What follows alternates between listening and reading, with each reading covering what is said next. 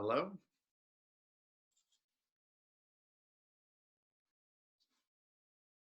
I can hear you. Can you hear me? I can hear you, yes.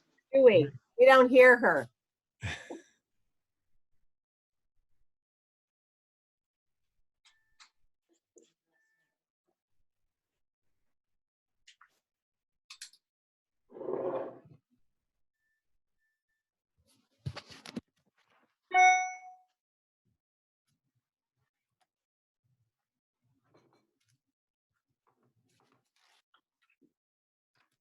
Julia, we can't hear you.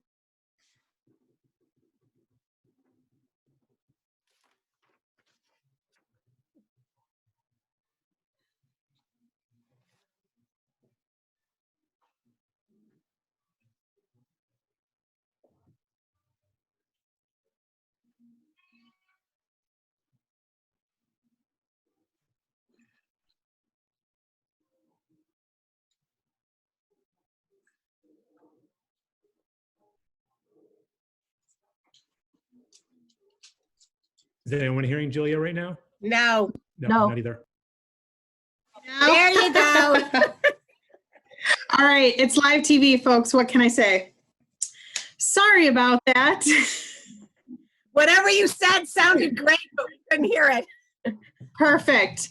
All right, I'm going to go ahead and mute everyone now. It's going to make it easier. Alice, you can say hello. Thank you, everyone, for coming out tonight. This, I think, is going to be a great opportunity for all of us. I just wanted to say hi. I miss all your faces so much. And, oh, Alice has a cat mask. So we are going to be having this really important conversation tonight. I just wanted to kind of go over how this is going to go. Like I said, everyone is muted. You can unmute yourself, or if there's issues, I have magic powers. I can unmute you as well. So we are going to take questions, though, do a question and answer. If you could put your questions into the chat box, we will try to get to everyone's questions, and we will facilitate a little bit easier discussion than if everyone, does the I'm going to start talking, you go ahead kind of a thing.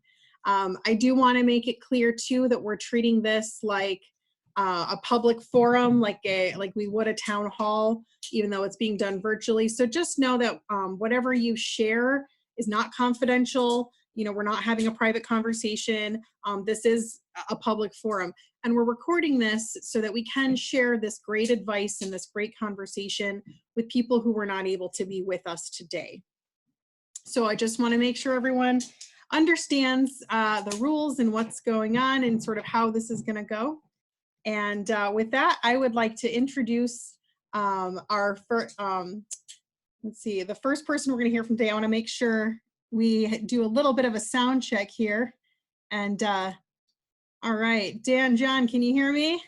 Can, yes. And we can hear you. Fabulous. Right. When we had the idea of doing town hall and mental health, our good friend Tracy said, why don't we start off with a little bit of some music to help everyone kind of come together and have a little bit of relief. And I said, that would be amazing. So I really want to thank Dan John Miller.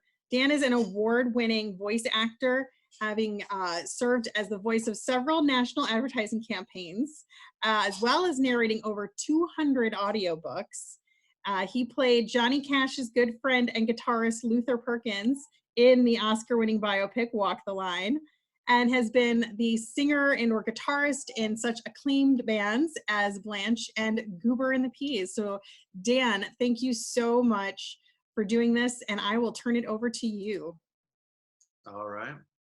Well, I just thought I'd play a song. This is kind of a song I never recorded, but I think it's a kind of a hopeful song. So, but it's kind of from the feeling of feeling pretty bleak and trying to help somebody out, I guess. All right.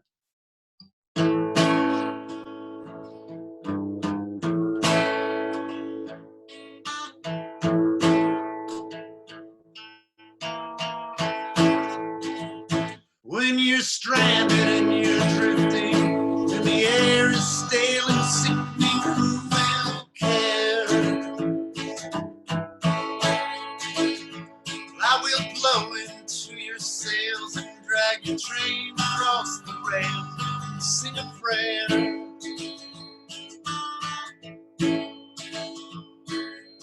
Don't you give up trying to catch those falling stars if you miss their mark. Never will be seen again. Just remember that as long as they are there, you don't need to Maybe my speaker's not on. when you're I think this isn't on. the air is still and singing. Who will care? Not the ones who walked away when your bench was afraid. You were scared. Don't you give up trying to catch those falling stars and miss their mark.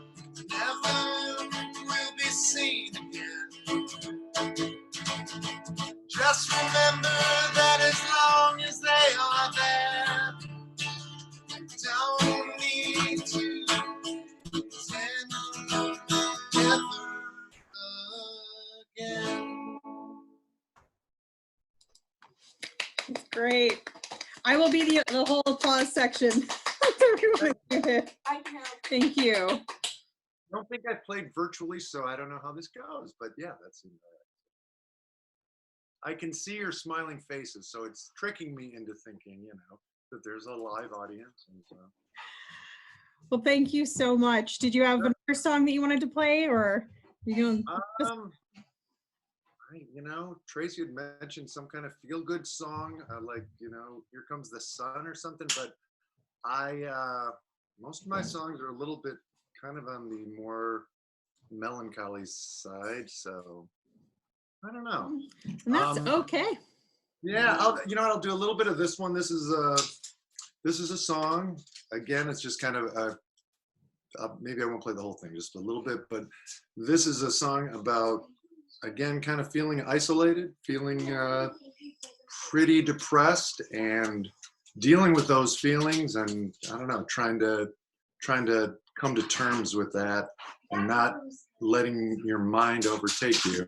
And this was, kind of like a personal thing, as far as like when things are kind of bleak, getting superstitious and letting that control you instead of kind of digging into your heart and finding love and confidence in yourself.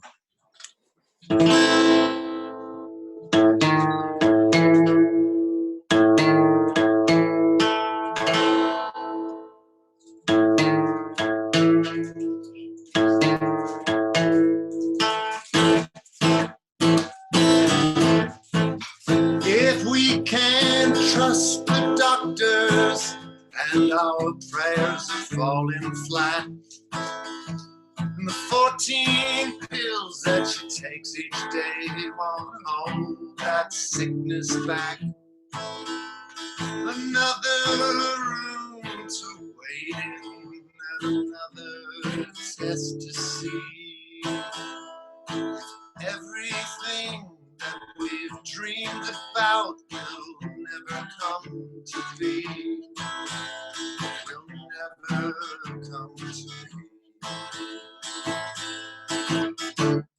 I know that it's bad luck to be superstitious, but nothing else is working.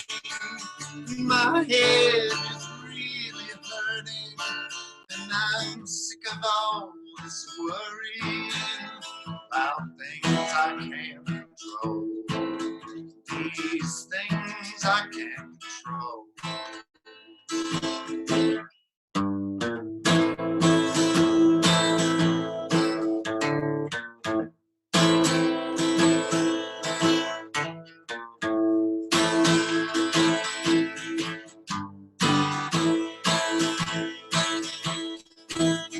Whoa, no.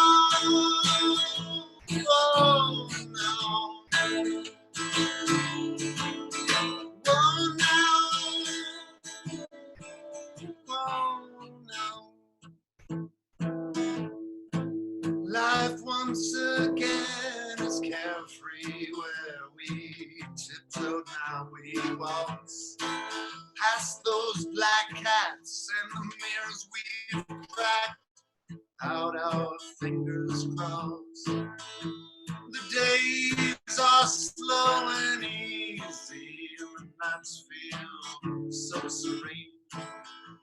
But I blink my eyes and then I realize that those feelings were just dreams, just those cruel dreams. I know that it's bad luck to be superstitious, but nothing else is working. My heart is really hurting, and I'm sick of all this worrying things I can't control. These things I can't control.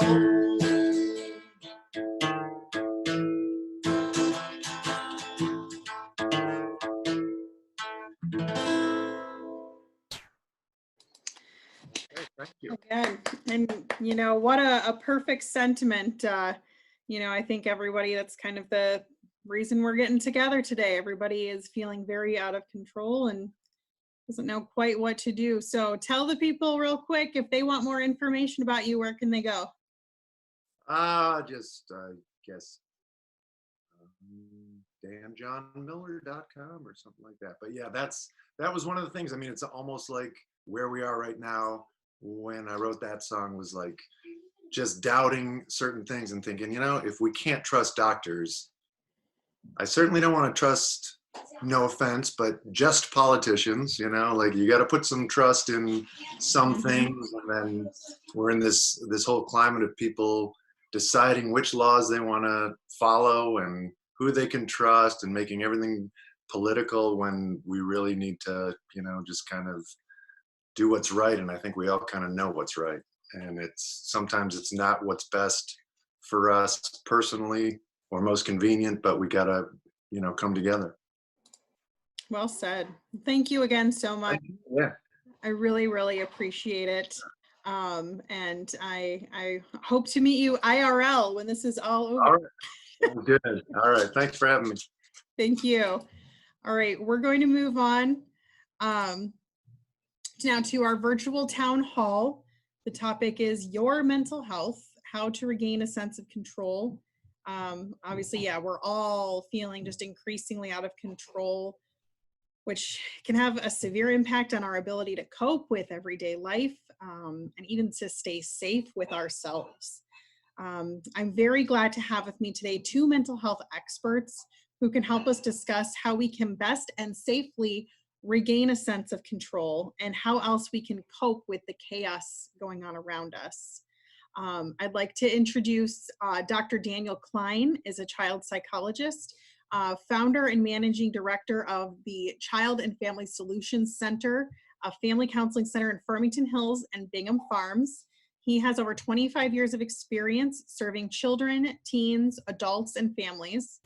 He's been featured on local television and newspapers around Metro Detroit, including writing Ask the Child Psychologist column for the Detroit News. 10 days ago, with about 24 hours notice, he moved his entire practice to teletherapy, which has been very successful in providing necessary mental health support. He was just interviewed on Fox 2 last week and has been a leader of our community in promoting mental health support and coping through the COVID-19 situation. We also have with us Michelle Miltec. She is a licensed psychoanalyst, psychotherapist, and trauma counselor who specializes in adults and adolescents, and she has been in practice for over 30 years. So thank you both so much for being with us today. These are extraordinary times. We might not all be feeling okay today. So I'd like to take this time to discuss what concerns and issues that you are seeing coming up in your practice, and how you're helping people cope with it. And I want to remind everybody who's watching, if you have questions as it comes up, put them into the chat box and we will do a question and answer period afterward. So let's start with Michelle. Let me make sure that you are off mute. All right. Michelle, you there? I'm there. Can you hear me? Oh, there you are. All right. I'm here. Hi. Thank you so much Hi. for being here. What are the Thank main concerns that you've been hearing from your clients over the last couple weeks? Okay. So first I want to say the music was amazing and really set the tone. But the talent was just wonderful. So thank you for that. Um, Patients and people that I'm seeing are flipping out, to put it mildly. I think some of the things you've already alluded to is a lack of control. We as people want to feel like we can control our surroundings, even if it's an illusion. I mean, we're never in as much control as we would like to believe we are. But now the illusion, it's sort of like the Wizard of Oz, and we see for what's really going on. And I think that's been very hard for people. The lack of ordinary routines. I don't know. People I work with are very similar to me in this way. I like my routines. I like getting up. This is what I do. This is how I do it. I have my coffee. I let the dog out. And those routines are not there. We can't rely on the things. We can't be going to yoga classes and the gym at 9 in the morning or getting ready for work when we're not leaving the house. A lack of certainty. I think that's one of the more crucial ones. Nobody knows what's going on. And not to bring, I guess to bring politics into it, we're certainly hearing mixed messages. You know, you have doctors saying one thing, and then you have that person that lives at the White House saying something else. And I think it's very confusing for a lot of people. They don't feel there's a leader really guiding us as a country that's saying, you know what, we'll take care of you. I think Cuomo and Biden have come the closest to that. But that lack of certainty is permeating people's consciousness on a daily level. I think also, we're just talking about the fears that are coming from this, but then you take a population and people that suffer from anxiety and depression to begin with. And then you add this on top of it, and it intensifies what's already there. And it's hard to distinguish for a lot of those people what's normal anxiety, what isn't, when their whole life has been consumed by anxiety, what's normal fears versus what isn't. And so any mental health concerns that have been there to begin with are getting intensified. Isolation is a very, very big thing. People are feeling very, very isolated. And I think there are some solutions to that one. But isolation is big. And then the exact opposite. Families that normally spend a lot of time apart are now being forced together. And that's been really difficult. I get a lot of calls, and I, like Dr. Klein as well, have gone on, most of my sessions are teletherapy at this point or FaceTiming. And I got a call today from one mother. I'm ready to kill my daughter. Can you please tell me what to do? I'm about to kill her. And, you know, how to sort of embrace this new environment and develop new strategies, new routines for dealing with it when you're, you know, husbands and wives. I want to see how many divorces come out of this whole thing. People that spend a lot of time apart are being forced to. And I think especially, I don't want to not mention this, for people that live in dysfunctional, abusive family situations, abusive relationships, this has made it even more difficult, being stuck in the house, no way out from the person that is being abusive towards them. So those are some of the concerns. I have some solutions if you want me, but well, I want to hear from Dr. Klein too before we move into some of those. So thank you so much. Let's see. Let me find Dr. Klein here. I see him. All right. Can you hear us, Dr. Klein? I can hear you. I think my wife would like access to that mute button sometimes as well, but you're controlling things. So thank you, Julia. Michelle, it's good to see you. I know we got a chance to do a talk together many years ago, and we're all as mental health professionals in this together and trying to provide support to our community as we navigate these uncertain times. In terms of what we're seeing, so in our practice, we focus primarily on children, teens, and families. And for sure everyone's going through, as Michelle said, some considerable anxiety. There's uncertainty. I think in these last week or two, people are really processing what's going on around them and really at their own pace. Some people 2 weeks ago were in high anxiety and were buying up all the toilet paper. And, this past week, as we've seen things, very concrete things change very quickly with schools closing and going on a community quarantine, people are, trying to make sense of what's going on around them. They're asking questions about how they're going to pay their bills, how they're going to educate their kids. Suddenly everybody's homeschooling and we're trying to figure out how to manage our kids and how to educate them while we're trying to hold jobs or pick up the fallout of many who have unfortunately lost their jobs or been laid off temporarily. So there's a lot of stress around the family.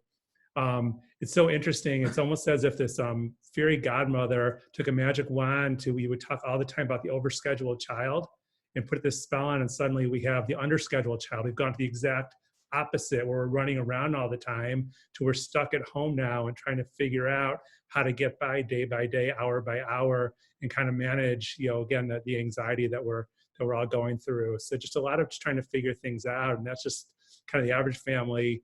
And then we have families that we work with that we see that we know have mental health challenges and concerns, and so that's intensified for our patients. Those who have anxiety are seeing higher levels, or kids who struggle with their emotions, teenagers who are suddenly confronting the idea of loss, of not connecting with their peers that are so central to them in a one-on-one way, talking, losing potentially graduation or prom and just trying to figure out things that they've always dreamt about and wondering if these are going to happen or not and not knowing answers. So real kind of challenges that we're all kind of feeling. I think everyone is feeling that, but we're feeling that as a community, and we're feeling that as individuals, as members of family, as a local community, as a national world community. And I think there's some positives that we'll see come out of all this. So it's, while there's a lot of kind of doom and gloom right now, I think there's a lot of positive, as we'll talk in a few minutes about resiliency and how we can kind of build that in people.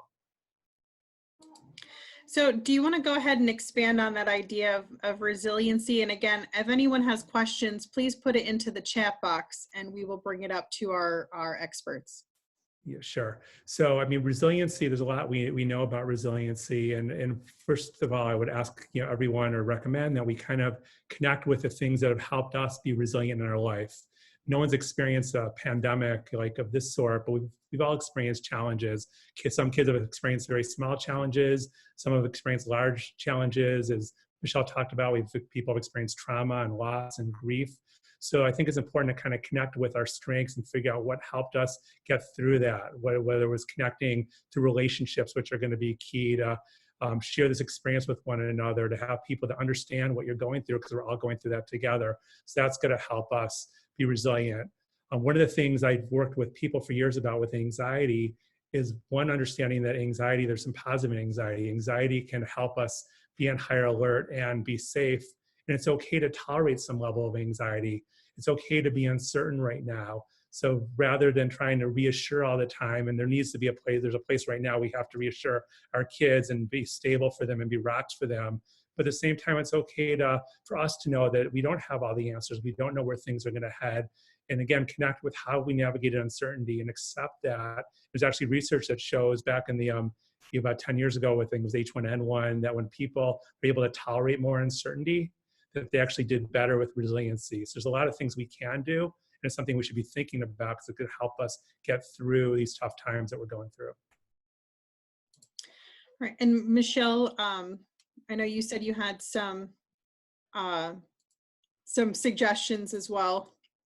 Yeah, first, hi, Dan. I did want to say that everything Dan just said, I totally agree with. I think we also live in a very privileged community, and where kids tend not to be challenged a lot, and parents are very quick to reassure them. And in some ways, this can be, as Dan was saying, used as a positive time to help them begin to live with uncertainty, to live with challenges, to see what factors are inside them that have never been brought to the surface before. So in that way, I do think something positive can come of this. I think some other things is even especially for the adults and for the kids, this is times where I think we have all this time, rather than sitting around just being miserable and complaining about how this is going on, or watching 10 seasons of Curb Your Enthusiasm in 1 week, which I did. This is a time where you can actually learn something new. You can, cooking, knitting, anything, things, talents in yourself that you've never had to rely on or never mobilized. This is a time where you can begin to start to do that. I think also exercise is really important. People need to get out of the house, whether it's just walking, running, or even if they have something, a bike in the house or whatever, but something to mobilize themselves. I'm a big believer in exercise to begin with. I think this is a perfect time for people need it. I think developing a routine for yourself, even if it's I'm going to cook from 9 to 11, get out of your pajamas, please. I can't tell that enough. People are saying they're in their pajamas all day. I understand it's real. Put on sweats at least, but do something where you have some normalcy.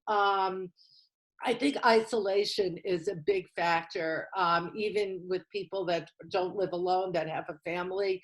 And that's where I think things like, Zoom is perfect, video chatting, calling people, keeping those lines of communication open, continue with your therapy, whether it's via the phone. You need to reach out to people and be open to people reaching out to you. I think that will decrease a lot of the isolation. That was some of the thoughts that I had. Thank you very much. I know I've checked a lot of the boxes that you both talked about. I have 4 kids, and I'm walking that line between trying to be reassuring, but also deal with, some of the grief that's going on. Our kids are very much grieving, the loss of their. Michelle and Dan, I'm going to unmute you here so you can both feel free to jump in. Can you talk a little bit about, Dan, you talked about it a little bit, the grief that's going on. There's various levels of grieving of the loss of things we were looking forward to, our feelings of safety and security, but also very concrete things, like my son's probably not going to get to go to his 5th grade camp he's been looking forward to for years, at the end of the school year kind of a thing. And that's sort of been this slow snowball realization as things have moved on here. So, and we're obviously going to be going through a whole lot more grief too. Can you talk about some of the ways that we could maybe deal with our various levels of grief? Yeah, thanks, Julia. This is a tough one. This is, we're all experiencing different ways in our life as with kids, with adults. We're watching, weddings get canceled. We're watching, you said 5th grade camp, concerned about proms, end of senior year. Watch March Madness, my religion in March, went by the wayside. So all sorts of things, from superficial to things that are very deeply personal. And in my view, this is a grief process. And this is very raw, and this is very present for people right now. And what I would say to others, whether it's a parent or whether it's another adult trying to be there for someone else, think about it through that lens. And we need to be present for them. We need to be empathic. We need to avoid saying things like, don't worry, you have your whole life to look forward to, of many of other opportunities. That doesn't help a 17-year-old who was shopping for their prom dress or was looking forward to that last dance recital. So there's loss right now. And so we need to be there for each other. We need to validate what those feelings are. Let people cry, let people laugh. We got to, show our range of emotions. But my biggest words of advice right now would be to just really be present with people and not try and make them feel better, sugarcoat it. It is what it is right now. We're all seeing this in a very collective way, but in an individual way, there's things that are very personal that are going by the wayside. And it's tough. It's really tough. Can I add to that? Yeah, please. Oh yeah, I just want to underline what you said, because I think there's a tendency, especially with parents towards kids, to minimize, sort of like, I'm afraid I'm not going to have money to pay the bills and you're worried about your stupid prom or something like that. And I think what Dan said is really, really important, to be able to put yourself in the mind and soul of your child and really empathize and allow them to have their feelings. I think as parents, it's hard for us to watch our children be unhappy, and we want to do something, and we want to say, well, I'll make you a party bigger than the bar mitzvah, and I think it's important to be able to just accept what they're feeling and to allow them.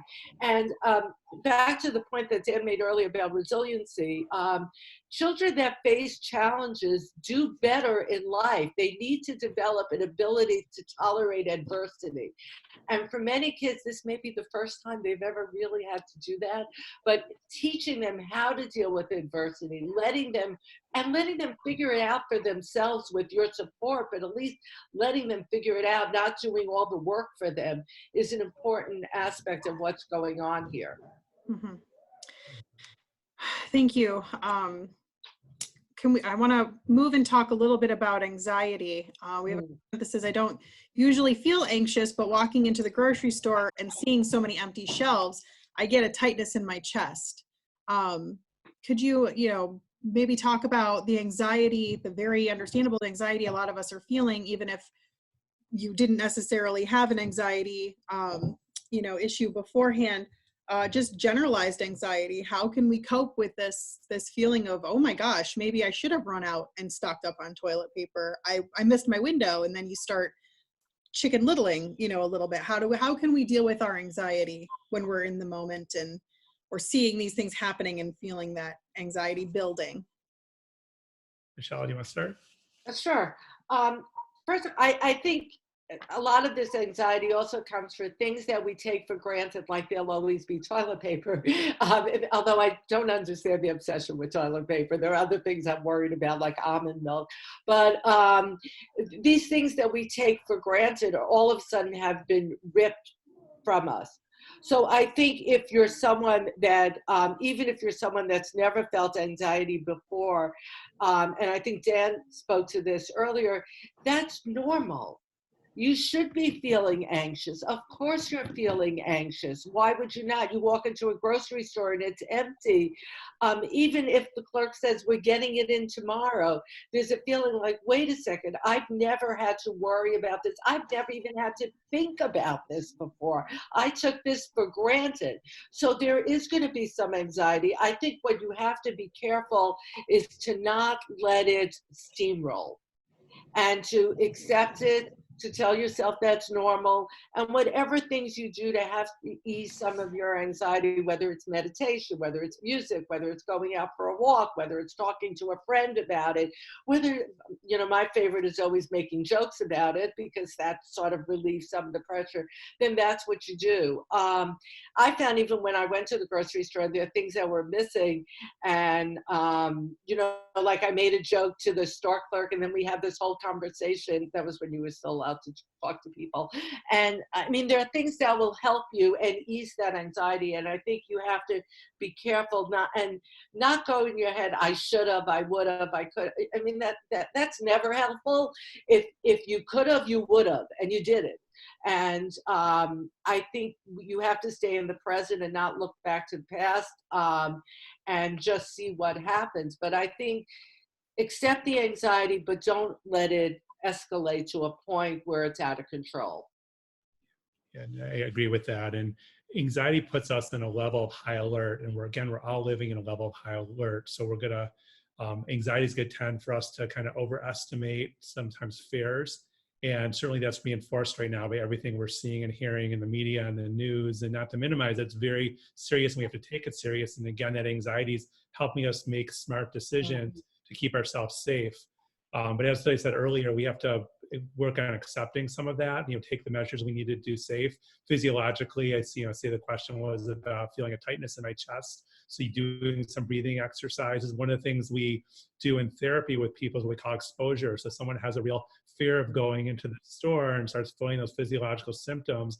We kind of in a hierarchical way work towards helping alleviate that. So it might be picturing in your head what it's going to be like to go into that store and seeing that shelf empty, and kind of tolerating that and using your coping skills, or watching a video off of the news of an empty shelf and kind of working it through. Because what the reality is, and what we kind of keep hearing what the facts are, is we actually don't have a toilet paper shortage. The thing that's on everybody's mind right now, there's enough food, kind of things we need to sustain ourselves. Right now, the big fear is about keeping yourself safe and spreading this around.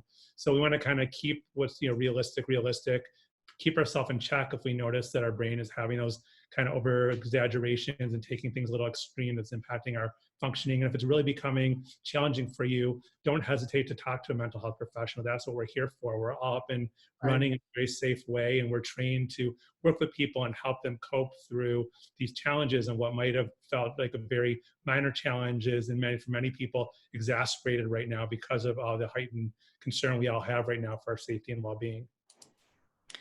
And I think too, individuals feel anxious, but then when we act on that, we start doing these panic behaviors, which then sort of reinforce all of these other things going on.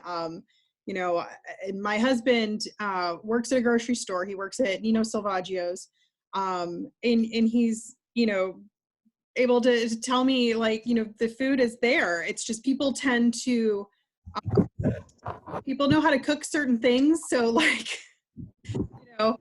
pasta's all gone and eggs are all gone. Everyone really loves eggs, but there's other food there. And last week he did a seminar on like cooking with what you have. So, there is food there because people were behaving and doing these sort of panic buys.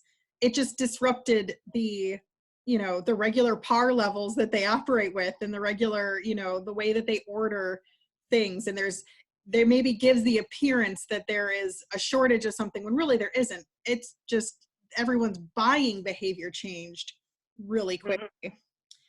Okay, so we have another question. How do I talk to my kids about what's going on without making them nervous? Sure. Yeah, you go first on this one. I'll take that one. So we have to take it head on. I think, first of all, we got to think what's developmentally appropriate for our child. We have to recognize that they're hearing and seeing things. They may know more than what we want to. So I think, one, we have to be particular with the words that we choose in talking with them. Actually, I'm going to post a link to, I'll put in the chat box in a few minutes, of a great video that explains coronavirus to kids in a very scientific, non-threatening way. We have to, kind of ask them, what kind of things are you hearing? What kind of things are you concerned about? And then kind of empower them, which I think we all need to do. Talk about the steps we're taking to keep everybody safe. So you can talk with them that, as a community, we're all, the coronavirus is something that can, be spread. It's germs, the way that people get sick. And we're trying to all work together as a community to keep other people from getting sick, so our doctors can be available to take care of the people that really need it. So I think you can kind of put it in kind of those terms if we're talking about kind of younger kids. Again, there's lots of resources. I'll add a couple up there to explain it in a very kind of clean way for them. And then I would also pay attention to your kids. So what I'm seeing with a lot of particularly younger kids, well, there's some kids I work with and I'm seeing that have a lot of anxiety about this. A lot of kids I don't think really are connecting yet with what this means and what we're feeling as adults. And when I talk with them, it's almost like a snow day, or they're on spring break right now, and it's not that big of a deal for some of the younger kids. Well, there's other kids who are very anxious about it. So we got to kind of figure out where our child's at.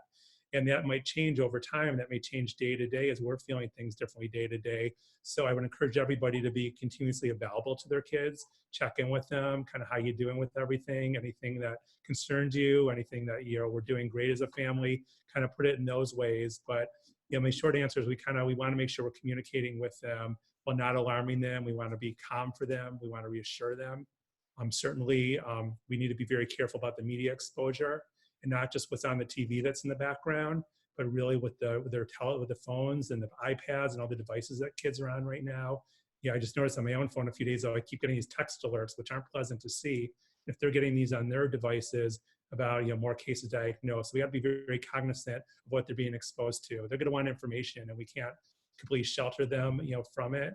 But we have to kind of, again, meet them where they're at, and then be careful about, sharing things in a way they're going to be understood. I think the one thing I would also add to that is that we have to be very tolerant of where they're at developmentally. Like, I have a few teenagers, and there seems to be a really difficulty or a defensive structure that makes it hard for them to understand the seriousness of it. And like, their parents want to slap them, like, what's wrong with you? And I think you have to be able to be very tolerant of where someone is and what, as Dan said, their developmental level, and be tolerant of whatever defenses they may be using in order to cope with this. And I just added that video now, the link if you look in the chat Oh, good. box. It's about a 4-minute video. Oh, fantastic. Thank you. I think one of the other comments or things that I've been seeing over and over again are people feeling overwhelmed. That, you know, within a very short amount of time, we kind of went from business as usual to a complete, you know, change, not only in our daily structure, but then this, constant, you know, messaging of sort of like doomsday messaging. And then if you already had something complicated going on 2 weeks ago, it's not like that stopped, you know, divorces or, you know, buying houses or, you know, other things that were really complicated and took up all your time anyway are maybe, you know, still having to happen because you still need to carry on. But now you're also teaching, or you're also worried about your loved one in a nursing home that you can't go and deal with, or, you know, not deal with, but you can't go and visit and do the normal things that you would do. And so you're constantly worried about that. What's your advice to someone who just feels like, I can't take any more, I am so overwhelmed with everything? Yeah, what I would say is we need to slow things down. I think for a lot of people, every day in the last 10 days has felt like a month or even a year. And there are some very real decisions that people are faced with, again, about their job or educating their kids and how to make this work. And then we have these messages around us about everything moving so fast and this pandemic coming at us. But we do need to slow things down a little bit and kind of work this all through and practice patience and practice self-care. When it comes to schools, I've been talking with parents over the last couple of weeks. It's okay. The schools are kind of figuring things out, and we need to figure things out. This is not easy to homeschool a child with bits and pieces of curriculum that's coming in, and their structure and world has been kind of rocked. So it's okay to slow things down and not feel an urgency that we have to get 5 hours of school in day one. We have to work that through, and that's going to be different for every family. Just kind of making decisions. We all were rushing to the grocery store, and there's, you know, good real world things we're thinking about. But we can slow that down a little bit and kind of figure things out how the next week or two will be versus kind of really big existential decisions. Now that may be different for someone who has a family member who's gotten ill, or there's other things that are more immediate. But for those who can, I'd really encourage people to think about, how do we slow things down? The words that I keep talking about over and over again to parents and telling myself is patience and flexibility. We have to be flexible in the way we do things right now. We need to be patient with ourselves, patient with our spouses, patient with our children, patient with our schools, with each other, as we kind of work this through, because this is new territory and nobody has a perfect answer on how to navigate this. But together we'll figure it out with forums like this, the online communities I've seen come together of parents, of professionals, of schools. I think we got to rely on each other to kind of figure out how we can function and get through this time, which is, I'm calling it temporary new normal. It's not our new normal. It's a temporary new normal. When that ends, we don't know yet, but we have to kind of look at that and kind of take it then in that day at a time approach versus trying to do it all at one time. And I think that's what's stressing a lot of people out right now. I think also that it's really important for people to realize that we're all in a heightened emotional state. And when you're in a state of panic, that's really not a great time to be making the decision. And you need to be able to sort of calm yourself down and then really think logically and think about setting up a schedule, what really needs to get done, what doesn't, what does it matter if they get 3 hours of school today instead of 5 hours? I mean, 3 hours sounds pretty impressive to me to begin with. So I think you need to be able to do that. And I think if you can't, this is a time you do call a mental health professional. You do say, look, I don't want to be in therapy, but I could use a session or two just to help me figure out how to handle this. And I think we're all available for that. I've gotten calls from people that I haven't seen in years saying, look, you know me, you know how I am, what do I do about this? But I think not acting out of that intense anxiety or depression and being able to just sit with the feelings and then make decisions when you're feeling calmer. It's sort of like, you know, we tell parents all the time, when your kid is having a temper tantrum, you don't try to reason with them. They can't hear you.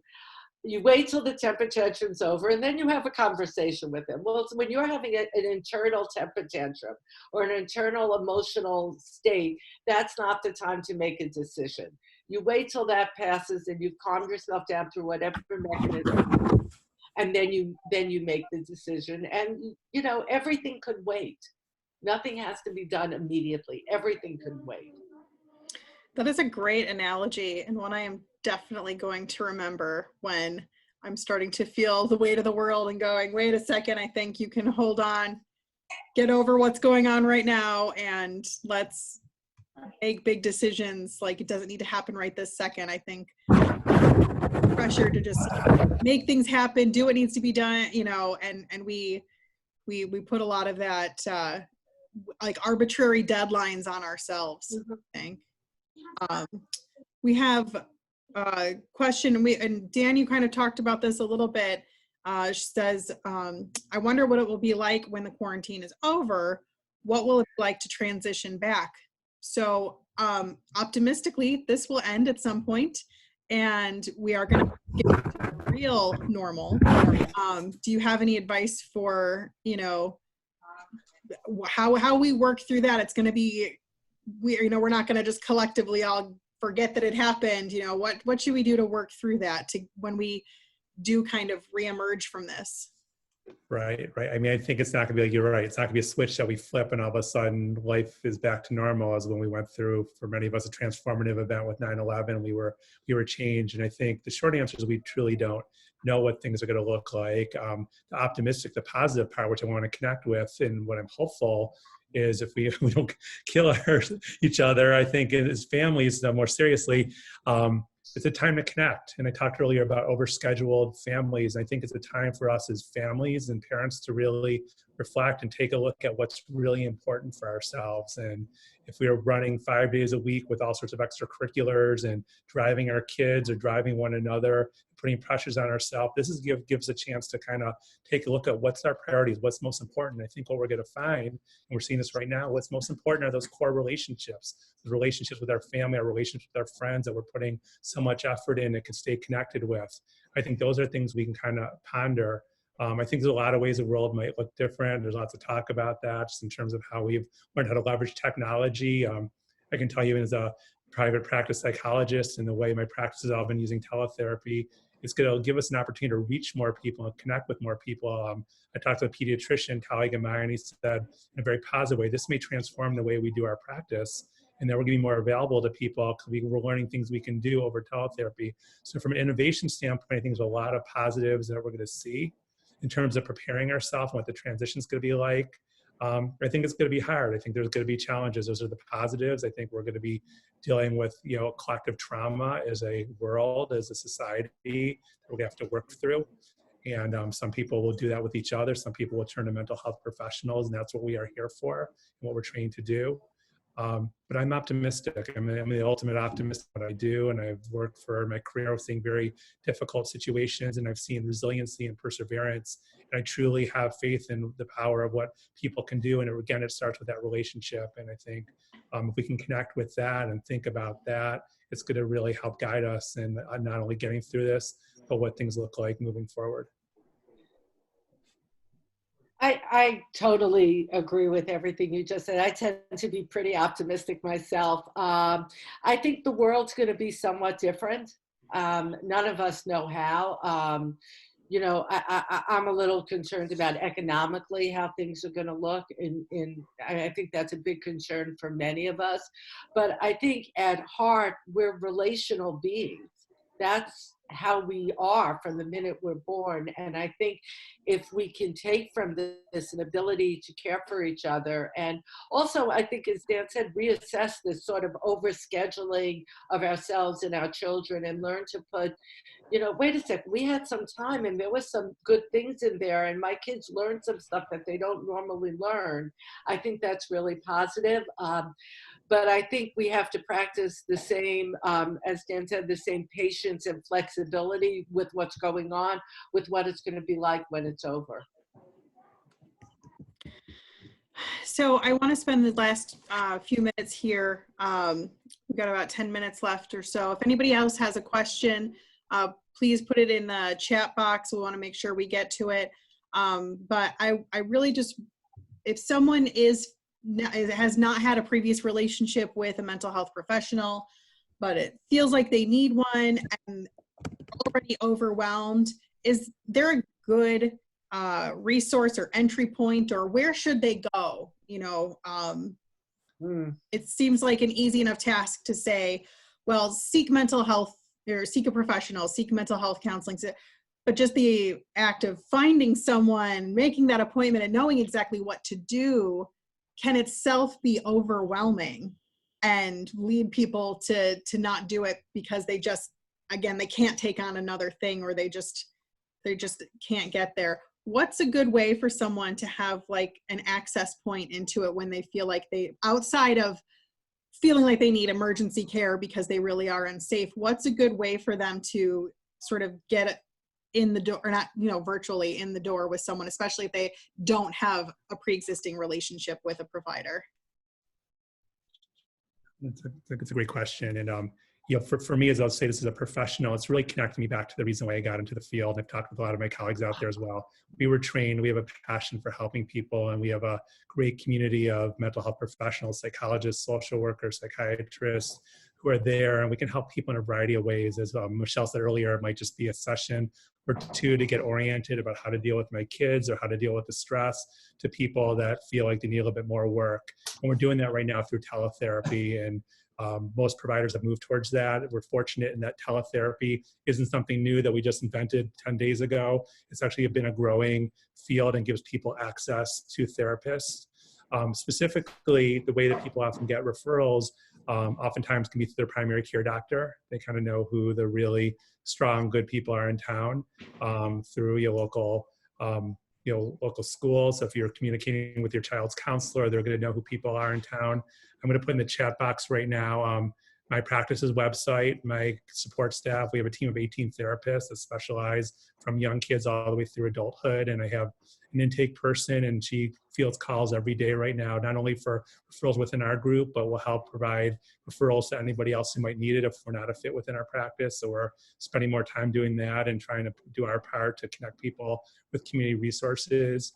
But I would start in those ways. But I would also encourage people not to hesitate. You know, we also often would talk about the stigmatization of mental health and people's fear of reaching out for help. And I've seen in recent years in a positive way that people are becoming more open to it and talking about it, and people talk openly about the therapist. This is here. This is mental health is just as important as physical health. And in my view, it's just as critical right now, an issue as we navigate the pandemic that we're working through. So don't be shy, whether reaching out to myself. I'm sure Michelle would make herself available as well to kind of help people out. But primary care doctors, other professionals, they'll give you the name. You can always go online. You're going to find practices that come up that way. And just you can make a phone call and somebody's happy to talk with you, and make sure you get a good feel about them. If it feels like they're a good match for your situation, if they're not, that's okay too. But the important thing I want people to know is there's help out there. My therapists, our community therapists are all standing by, ready to work. And the good news is what we've seen in our state and nationwide as well is some of the barriers to the teletherapy have fallen very quickly. So we're able to, literally 24 hours, we have about 350 people we serve a week in my office, and we're able to get everybody on teletherapy within a day or two, and it's working really well. So I'm sure Michelle can speak to her experience. So please, if you're struggling and this is hard, use us as an additional support if you need it. That's what we're here for. Yeah, I think everything you just said. I think other ways, I know that a lot of people find me and through people they know, through friends. And I think the more the stigma of mental health drops, the more people are willing to say, hey, I remember when your daughter needed help and you took her to see someone. Who did you take her to? Who helped her? I think you could reach out to people to get their experiences, and they can then refer you to someone, I'm certainly available. People can call me. They don't have to see me. I can refer them on. That's certainly true. I think also the two organizations that I rely on, the American Psychological Association will give you a list of psychologists within the area that practice. National Association of Social Workers will do the same. So, you know, you can Google online, get a list of people, and don't be hesitant. If you call someone and it doesn't feel right, then there are a lot of therapists out there, believe me. You don't have to stick with someone that doesn't feel right to you. Chemistry is a big part of this. And if someone feels, just say, even to ask them for a referral to someone else, or to look, you know, Google and all the other things that we both just mentioned. Thank you so much, both Michelle and Dan, and then Dan and John as well. I really, really appreciate everybody coming out tonight, virtually, of course, and sharing with us your expertise. And I think really the notion that, you know, it really is okay to not be okay right now, but we can't let that take over. You know, everyone is having a really hard time. You're not alone in that. No one is out there being like living their best life right now. You know, it's just, it's not happening. Everyone is struggling. The struggle is real. And everyone has their own struggle. And I think that is another important point to make, that, you know, what you're going through is just as valid as what somebody else is going through. And what someone else is going through may not be the same as what you are, but we're all doing some bit of sacrifice. Obviously, we are all unsure of what's going to happen. No one here tonight said, well, I can tell you exactly how we're going to handle this and what we're going to do, and if only we do this, everything will be fine. That's just not where we are. And I was saving that for the wrap up. There you go. I've got it all figured out. So just for in conclusion, here's what's going to happen. Right? Here's what's going to happen.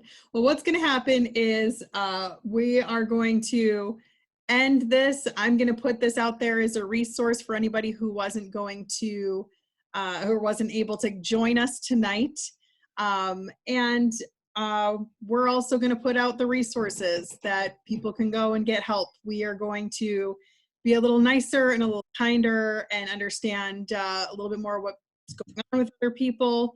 We're also going to be a little more forgiving of ourselves. I know I tend to, I know you're all going to be shocked. I tend to, you know, lean toward the perfectionist and the person who, you know, likes to pile it on and volunteers for everything and has a hard time saying no.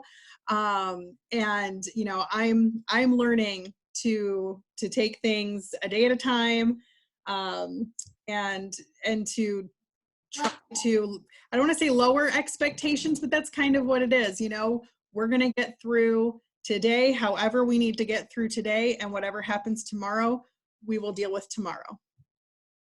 And for the next, you know, few weeks, hopefully not months, maybe that's how we have to live. And that's what we're going to do. We're just going to do the best that we can. And I'm really, really glad that everyone, so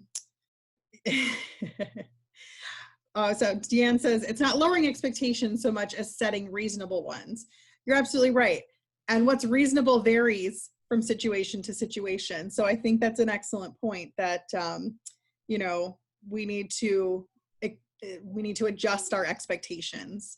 And if what was able to get you through today is the fact that you made it through today and you're here, and you know, you're able to go to bed tonight and wake up tomorrow and do something else again, and maybe that's your victory. So I feel very accomplished that we pulled this off, gaffes aside, and you know, we were able to have this great conversation that I really think needed to happen. And at the very least, we were able to maybe, hopefully, you know, we've had several of you joining us today. Hopefully, maybe this made everyone's night a little bit more connected, and felt a little bit more seen and heard, and reassured that we'll get through it. So I'm going to go ahead and end for tonight. I realized as we went through this hour that the sun set, and now I've got this dark like in a cave motif going on now. And I will keep that in mind for future Zoom sessions. So thank you, everybody. I will put this up and it will be available in some way or another. We'll figure that out, team who's on here. And I want you all to have a great night. All right, thanks.